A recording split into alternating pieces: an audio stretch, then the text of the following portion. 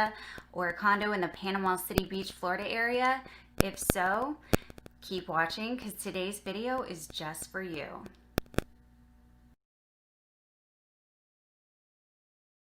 What's up, guys? I'm Rachel Warrell. I'm a real estate agent here in the Panama City Beach, Florida area, and in today's video, I am going to discuss the top 3 things you need to consider and know before beginning your search for the perfect Florida condo.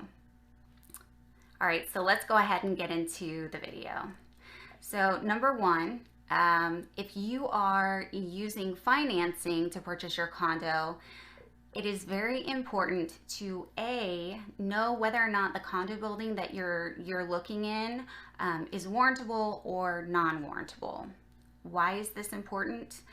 Well, if a condo is non-warrantable, for example, most lenders require that you bring 15 to 30% at closing. It determines what kind of loan, what kind of lending product you can use in order to purchase your condo. Now, if the condo building is warrantable, it varies anywhere between 5 to 10% down.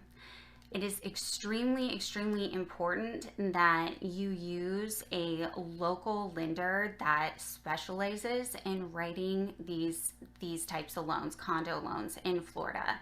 There's a lot of red tape, there's a lot of documentation that is needed, and again, you don't want to find out a week before closing, after all the condo docs and condo questionnaires get returned, that you're not purchasing a warrantable condo and all of a sudden you have to bring 30% to closing in order to purchase your condo. These are things that you need to know up front when you begin your search. So it's extremely important to use a local real estate agent who can tell you which buildings are warrantable and which buildings are not warrantable.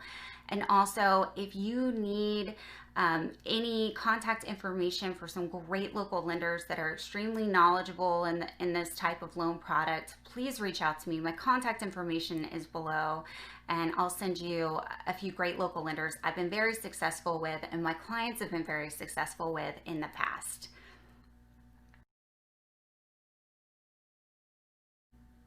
So what's the difference between a warrantable condo building and a non-warrantable condo building?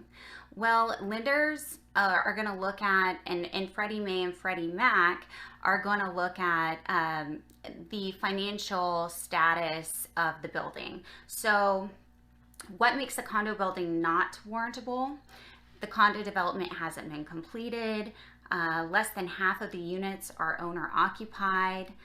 An individual or a company owns more than 10% of the units within the building, including the developer.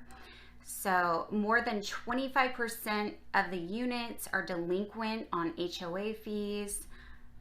Also, if the homeowners association isn't controlled by the building's residents, there are pending lawsuits against the HOA. Commercial space is 25 to 35% of the building's total square footage.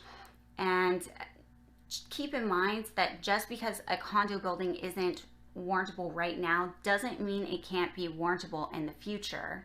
But these are criteria that the Fannie Mae and Freddie Mac use in order to deem whether or not a condo building is warrantable or non-warrantable. And again, that can mean the difference between having to bring 30% down versus 5 to 10% down in order to purchase the condo.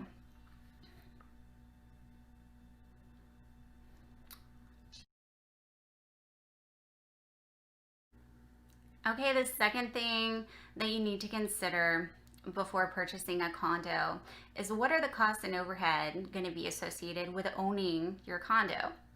What are the condo association fees and what do they cover? Some condo buildings, the larger the unit, the more condo association fees you have to pay. And also, what do these cover? Do they cover internet, cable, electricity, water? They're all different, and it's important that you know if they're billed on a monthly or quarterly basis. all that information. If you're going to be using your condo as a vacation rental, you need to decide, are you going to manage the vacation rental yourself, or are you going to hire a property management company to help you with bookings and maintenance? Now, my best piece of advice to you is to interview and do your research on as many vacation property management companies as possible. I've seen their fees vary from 15% to 30% of your vacation rental income. And you need to know, do they have any monthly service or maintenance fees? And what do those include and what do those not include? Also, you're gonna have to get an HO6 condo owner's insurance policy. So that can vary depending on whether or not you're using it as a short-term vacation rental or if it's your primary or secondary vacation home. The premiums, the annual premiums on that vary. But you do need to make sure that you've got hurricane coverage included on that policy, because we are in Florida after all, and hurricanes do happen. Then this is my biggest piece of advice, and I'll tell this to anyone, any client of mine, just like I would tell a friend or a family member that was purchasing a condo. Don't ever depend or put yourself in a situation where you're dependent on the vacation rental income to pay any note on the condo, mortgage on the condo, or your condo association dues, because you never want to put yourself in a bind. I mean, after all, pandemics happen, hurricanes happen, and I don't want to see anyone get into a bad financial spot. Now, not a lot of realtors are going to tell you that, but I will, and that's how I sleep at night. So you just need to make sure that you do all your research, all your homework, and you have someone help you so you can make the best and most informed decision you can for yourself and your family. And finally, number 3, it's very important to know the location that you want to be, the building, the condo building. Do you want to be in a low rise with not a lot of crowds, that's quieter, and that's, away from the hustle and bustle of Pier Park? Or, if you are going to use it as a vacation rental, you need to think like a renter. Do you want 2 bathrooms and close to Pier Park? These are all things that you need to know up front. And also, again, it's helpful to speak to a local real estate agent like myself that's familiar with the individual condo buildings. And, if I know your wants and needs, I can help point you in the right direction. Because if you're purchasing this condo as a primary or secondary home, I'm probably going to suggest a lot different of a building than I would, for someone who just purely wants it as a vacation rental, income generating property, and they're not going to stay there. So I hope you found this video helpful. I know it was a lot of information. Feel free to reach out to me anytime. I'm always available to help.